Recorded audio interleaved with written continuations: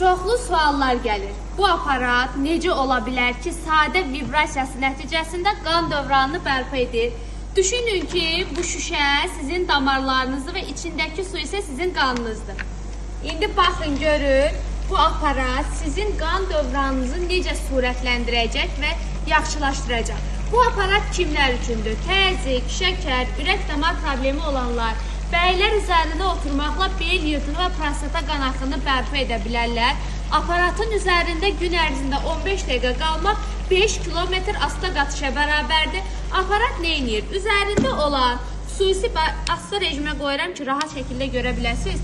Bax, bu 100 sinir nöqtəsi ayaq altına təmas etdiyi halda bu gördüyünüz iki lampa vasitəsilə də qan dövranını sürətləndirmək kömək edəcək. İki rejimdə çalışır.